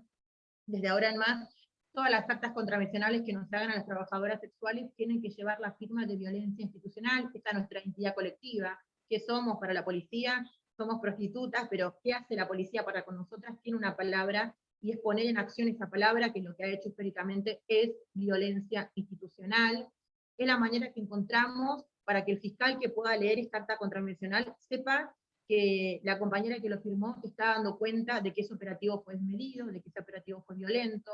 que impartieron violencia hacia el colectivo de trabajadoras y de trabajadores sexuales. Esa es la permanencia de la que en muy pocos debates se da lugar a pensar desde estrategias, desde políticas, y a intercambiar también qué hacemos con las que no quieren salir del trabajo sexual, qué hacemos con las que permanecen, qué hacemos con las que aún hoy, atravesando una pandemia, como acá en el AMBA, ¿no? que es algo que por ahí atraviesan también las compañeras de la Ciudad de La Plata, como las que estamos en Ciudad de Buenos Aires, la restricción. ¿Qué pasa con estas restricciones? Pero también qué pasa con estas compañeras. Porque una de las cosas que lamentablemente aumentó en este contexto de crisis sanitaria fue justamente la violencia policial. Hubiese estado bueno que lo que aumente sea la solidaridad para con las trabajadoras sexuales o las políticas públicas para con nuestro colectivo, pero que lejos de pensarse estrategias y políticas que contengan la realidad de quienes ejercemos el trabajo sexual, lo que terminó aumentando fue la violencia policial, ¿no? Porque también la policía tiene hoy por hoy un aval de ser ellos los que cuiden el espacio público y que velen por los derechos de estos decretos que se firman a nivel presidencial y también municipal y provincial, y que vuelvan nuevamente a tener el poder total y absoluto de hacer valer esa ley y de volver a estar nuevamente con operativos desmedidos en la calle, expulsando a quienes para ellos son considerados personas criminales, sujetos criminales, las trabajadoras sexuales, peor aún es que, ¿no? La cantidad de estigma que tenés encima, ¿no? Si sos puta, sabés que vas a lidiar con el acoso de la policía, pero si sos puta y traba, sabés que ese acoso va a ser doble. Y la que peor se lo llevan son las que son putas trabas y son migrantes. Entonces ahí también entra a correr esta selectividad que tiene el poder de la fuerza de seguridad, discursos racistas, que tiene aún, y que está muy instalado, y también desconocimientos que tienen, que no solamente terminan este tipo de desconocimientos con capacitaciones, porque hace pocos días ayer, se celebró que Argentina hace 9 años impulsó la ley de identidad de género. Y nosotros también lo celebramos, ¿no? Es una herramienta, pero es una herramienta que no está instalada dentro de las instituciones, lamentablemente. ¿No? Porque la policía no respeta la ley de identidad de género de las compañeras, no respeta la autopercepción de las compañeras, la sigue tratando de masculino, aunque las compañeras tengan el cambio de identidad de género en su documento. Peor si las compañeras son migrantes, las tratan en masculino y tienen discursos racistas y xenófobos para con ellas. Entonces nos parece, y la solución que siempre piensa el Estado, cuando le llevamos este tipo de demanda y problemática, es, bueno, vamos a hacer capacitaciones. No como si fuese que sentás a los policías, le hablas de la identidad de género, y los policías al día siguiente van a salir y te van a recitar de memoria la ley de identidad de género y van a empezar a respetar a todas las compañeras del colectivo travesti trans. Va mucho más allá de eso. Tiene que ver también con la mirada selectiva, con la no batalla cultural, que lamentablemente no se ganó teniendo este tipo de legislaciones en nuestro país, y también tiene que ver con el trabajo que llevan adelante estas compañeras, porque no es lo mismo ser una compañera de colectivo travesti trans y trabajar en el Estado, que ser una compañera de colectivo travesti trans y ejercer la prostitución en el espacio público. Claramente que ahí te encontrás con nuestra normativa, que te criminalizan, que te siguen persiguiendo, que te siguen llevando presa, que no te siguen respetando la ley de identidad de género. Estas son una de las grandes problemáticas y vulneraciones hacia nuestros derechos que atravesamos quienes ejercemos el trabajo sexual. Pero no son las únicas. Lamentablemente no son las únicas vulneraciones. Al ser un sujeto inexistente, se termina vulnerando no solamente a la trabajadora sexual o a el trabajador sexual, sino que también hubo legislaciones que se adoptaron y llevaron adelante en nuestro país que terminaron criminalizando todo el entorno de la trabajadora sexual. Con las distintas formas de organización que hay con respecto a nuestra actividad, con las distintas formas de organización que tenemos las trabajadoras sexuales. O sea, trabajar en la clandestinidad hace que pensemos nosotras distintas estrategias y distintas formas de organización para poder llevar a cabo el trabajo sexual de la mejor manera posible. Bueno, esas distintas formas y estrategias que pensamos las putas o les putes fueron criminalizadas por un montón de normativas municipales y provinciales, y quedó reforzada a nivel nacional con la reforma de la ley de trata en el año 2012. Hay muchas salidas, o sea, cómo las putas piensan sus salidas. Bueno, nosotras en clave de organización sindical las pensamos con la jubilación. Una jubilación anticipada a los 50 años. Y no es algo que pensamos solo las putas, sino es algo que ya ha pensado la clase obrera, es algo que ya han pensado otros sectores de la clase trabajadora. Por ejemplo, los petroleros que se jubilan a los 50 años, por ejemplo, los mineros que se jubilan, tienen una jubilación anticipada. O sea, no es algo que pensemos solo las putas, sino que hemos visto distintas formas de organización, distintas estrategias que fueron pensando distintos sectores, que como las trabajadoras sexuales pertenecemos a la clase obrera. Esa es nuestra utopía. Digamos, el horizonte es pensar en una jubilación anticipada para los 50 años, para que esas compañeras y compañeros puedan hacer aportes y poder jubilarse de lo que siempre han trabajado. Pero ¿cuál es la realidad ahora de esas compañeras que tienen 50, que tienen 60 años? Son pensar salidas, primero poniendo en valor su experiencia, sus conocimientos dentro del trabajo sexual, que dentro del colectivo de trabajadoras y trabajadores sexuales, este conocimiento de tener y de cargar con tantos años en la calle, o tantos años de experiencia, o de ejercer el trabajo sexual, tiene un valor. No es lo mismo para muchas de nosotras que tengas 2 años como puta, de que tengas 15, o que tengas 20, o que tengas 40 años. Muchas de las que recién empezamos, o de las que aún con inexperiencia dentro del trabajo sexual, ponemos en valor, ¿no?, ese tipo de conocimiento y esos años de experiencias que cargan las otras compañeras y los otros compañeros. Entonces, muchas de las salidas que han pensado muchas de nuestras compañeras tiene que ver con contratar ese tipo de experiencia. Por ejemplo, en el departamento privado, las compañeras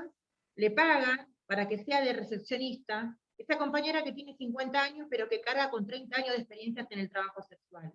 Le pagan para que cumpla la función de atender la puerta, de controlar que el cliente no se pase de los 15 o 20 minutos que contrató, de cuidarlas también, ¿no?, como una forma de cuidado. Bueno, esas compañeras que hacen ese trabajo como recepcionistas, que atienden el teléfono, que acomodan los turnos, que le abren la puerta a los clientes, que controlan el tiempo, que también hacen de cuidadoras de las otras compañeras, que también hacen de limpieza en el lugar, son consideradas por la reforma de la ley de trata como proxenetas. Porque bien como lo dijo Lucía, una de las cosas que implicó la reforma de la ley de trata, primero es la eliminación del consentimiento de las personas, quiere decir que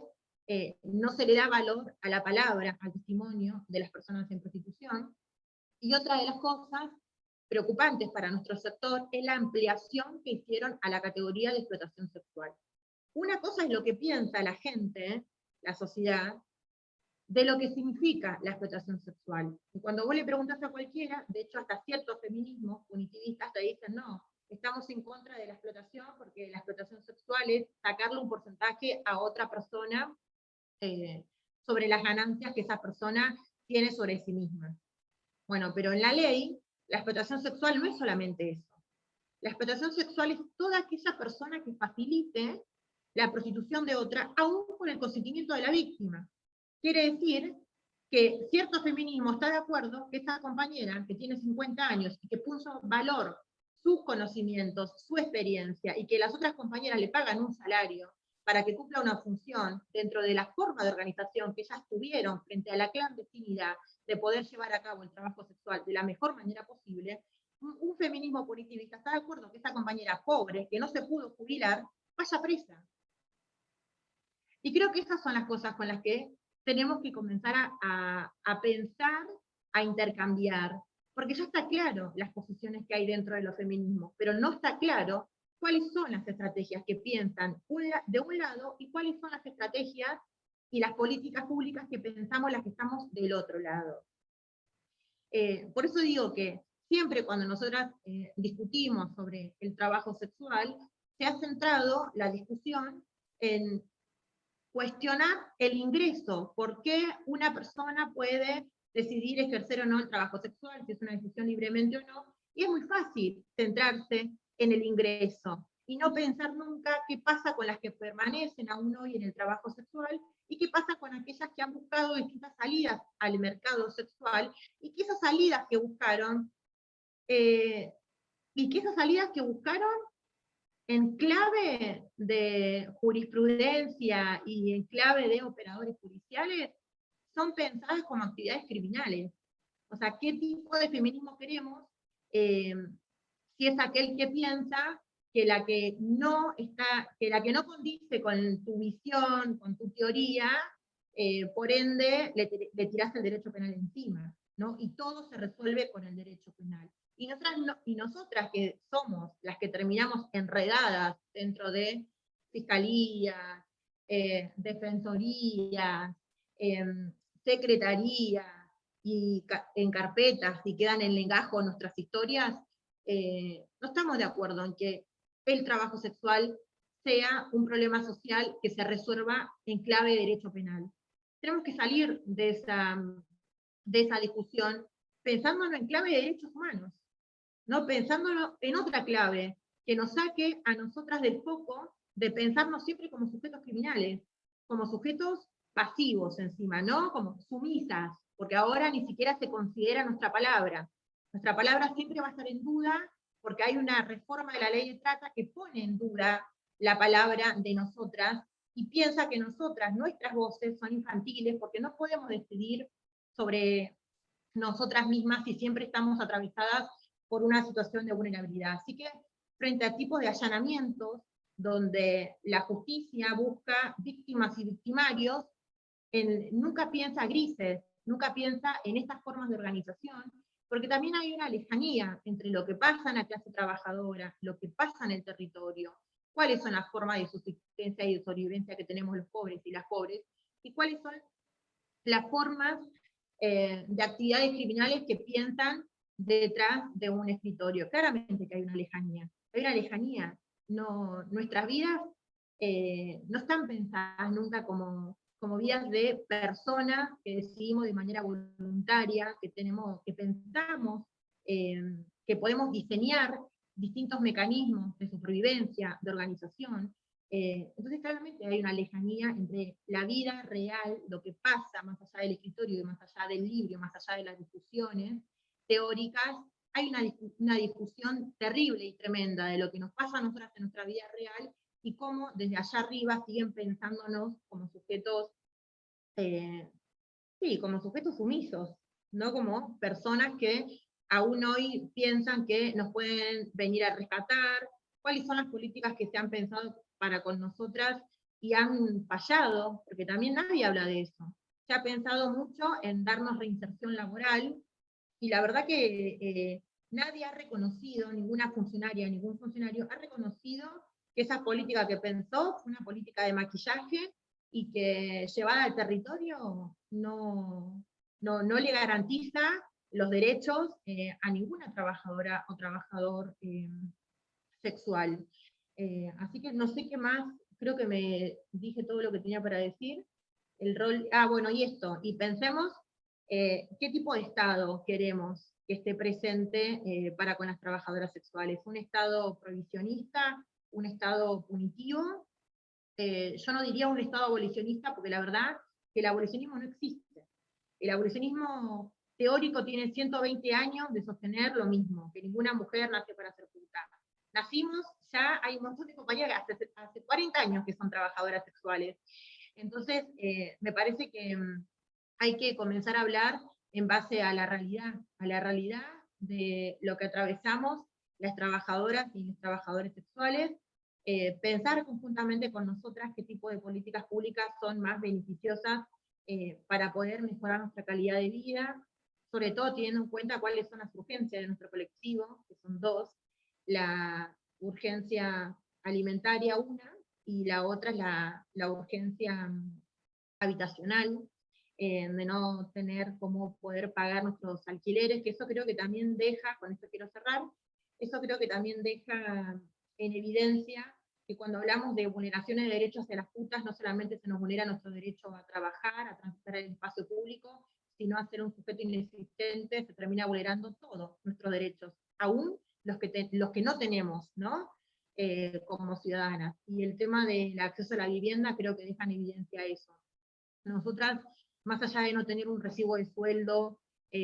o un monotributo, no tener nada para poder alquilar un lugar de manera legal y tener un contrato donde figure verdaderamente que nos están dando un lugar a nosotras para vivir y el monto del alquiler que pagamos, terminamos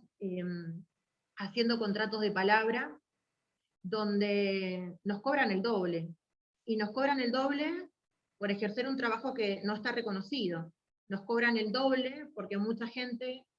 cuando nos quiere alquilar, nos dice que no quieren tener problema con la justicia. No vaya a hacer cosa que después vos quieras entrar acá algún hombre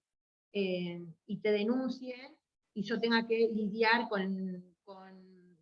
un proceso judicial donde me consideren como tu tratante o tu proxeneta,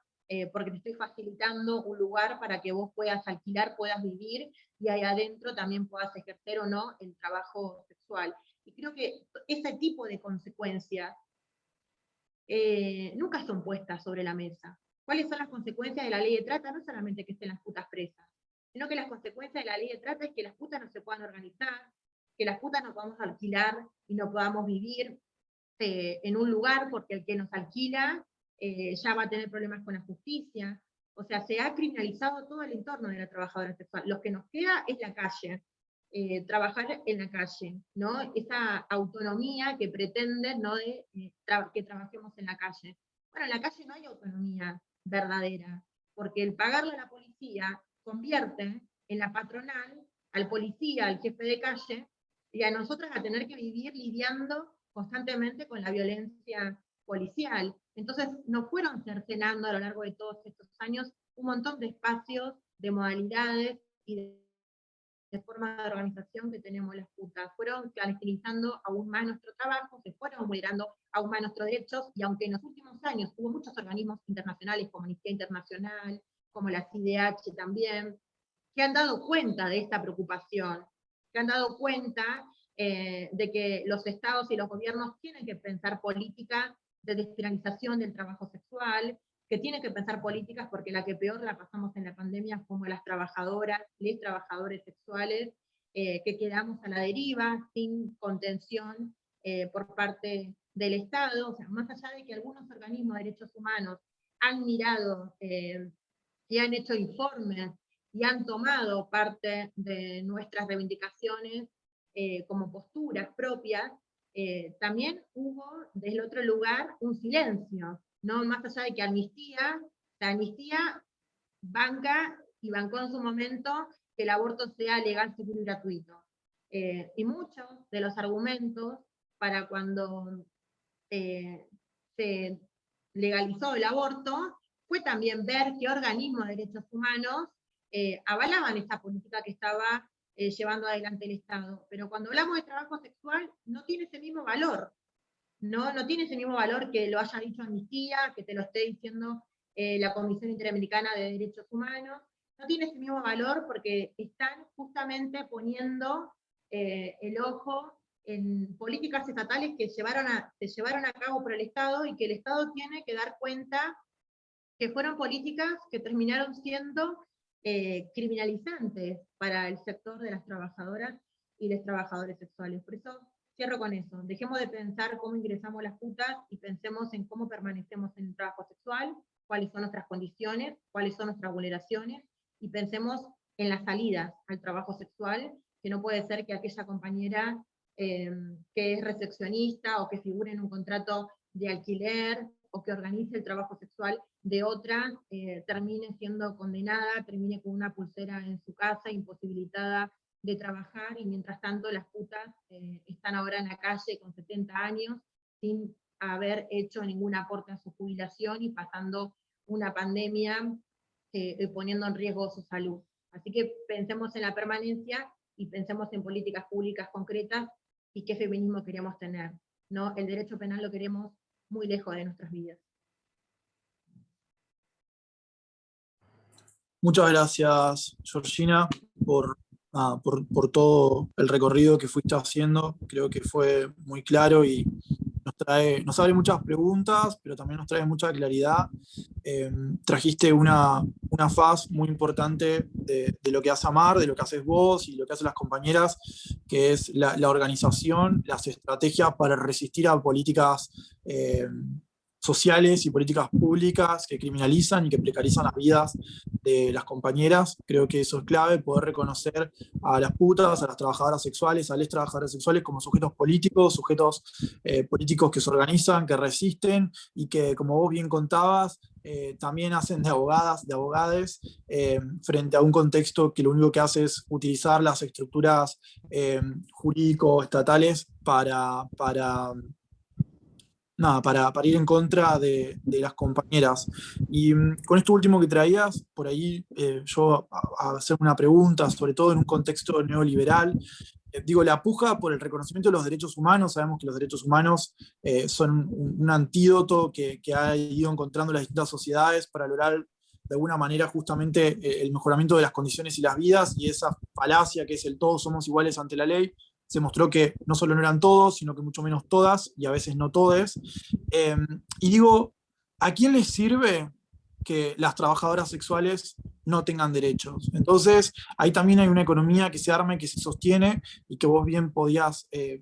mostrar de a quién les sirve la clandestinidad y a quién les sirve la precarización de las compañías. Así que no sé si alguna del resto de las compas, de las panelistas, le gustaría agregar algo más. Valen, Gala, Lu, Joma.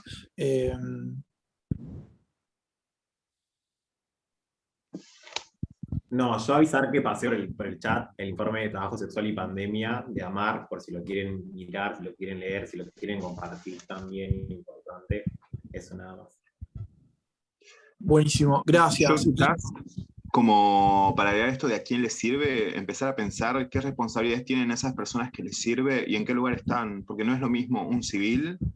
que las fuerzas institucionales, así también como los actores estatales, ¿no? Que históricamente estuvieron anclados en el Estado dirigiendo políticas públicas en contra de derechos humanos de ciudadanos. O sea, tenemos que empezar a preguntarnos quiénes son esos actores y actoras que se encuentran en el Estado, en la academia y en la institucionalidad,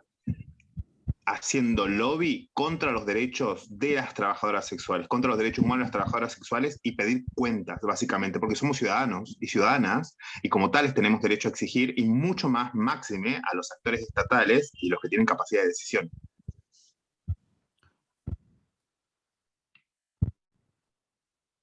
¿Alguno más quiere compartir algo? Lu, ¿no? Yo retomando esto que mencionaba Joma también, pensaba como un fenómeno más hasta micropolítico, podríamos decir, de que las trabajadoras sexuales organizadas lo pueden exponer mucho más claramente, pero una forma de hacer política reactiva, ¿no? Que es que esta falta de iniciativa en determinadas proyecciones políticas, luego sí se traduce en una reacción frente a un avance por el reconocimiento. Entonces tenemos como una ausencia de iniciativas políticas para responder a demandas de un colectivo político organizado, incluso iniciativas políticas que se asientan o que tienen como base el desconocimiento de ese agenciamiento político, pero al mismo tiempo una reacción que no permite, digamos, como toda esa ausencia o esa inercia pareciera activarse frente a cualquier forma de reconocimiento, aunque sea indirecto, de las trabajadoras sexuales organizadas. Y ni siquiera estamos hablando de derechos laborales, estamos hablando de formas de reconocimiento que indudablemente van habilitando, o esa es la apuesta en definitiva política, las condiciones de posibilidad para ganar y para ampliar ciudadanía. Entonces eso me parece llamativo y es algo que en los últimos años es muy claro en espacios académicos, espacios políticos, que las compañeras tienen experiencias de sobra. Sí, y que no solo se juegan los discursivos, porque bueno, Georgina traía la cuestión de las compañeras trabajadoras sexuales trans, que además son migrantes. En este seminario también hubo una clase que estuvimos participando con Josefina Alfonsín, con otra compañera de Corporan Libertad, y digo, hoy dentro de los pabellones de diversidad sexual, el gran porcentaje de las compañeras trans que están criminalizadas son extranjeras. Entonces digo, no es una cuestión que solo se da en lo discursivo, sino que realmente tiene un impacto directo en los procesos de criminalización, en las causas que se inician y en quienes terminan expandiendo el sistema punitivo culpa o gracias a este tipo de políticas, y que además le implica también las expulsiones del país. Digo, también sabemos cuánto de los discursos xenófobos se han contribuido en relación al DNU y etcétera, y acá nos trae a hablar sobre esto, sobre la moral, que mucho lo trajo Joma, también sobre la xenofobia y el racismo, que se repliega de forma directa en el espacio público, y a estas preguntas que surgieron constantemente respecto a quiénes tienen derecho a circular, quién tiene derechos a utilizar y a ubicar y a caminar y a circular por el espacio público. Y bueno, el correlato de esa no posibilidad de uso es claramente el privilegio que detentamos un montón de identidades que no estamos racializadas o que no nos afecta, por ejemplo, el sexismo, el cisexismo de la misma manera que otras compañeras, y que eso también es necesario empezar a ponerlo sobre la mesa. Y Por eso también me parece súper importante que hoy las compañeras estén acá, que nosotros, la idea de la propuesta fue que las compañeras son docentes y que tienen mucho para aportar, que tuvieron mucho, que trajeron muchísimas cuestiones. Y nada, también repensar nuestro rol como abogadas, como abogades, y qué se da ahí respecto a la posibilidad que podemos ejercer en esta agenda del reconocimiento de los derechos humanos de las trabajadoras sexuales, que como bien dijimos, no solo se reduce al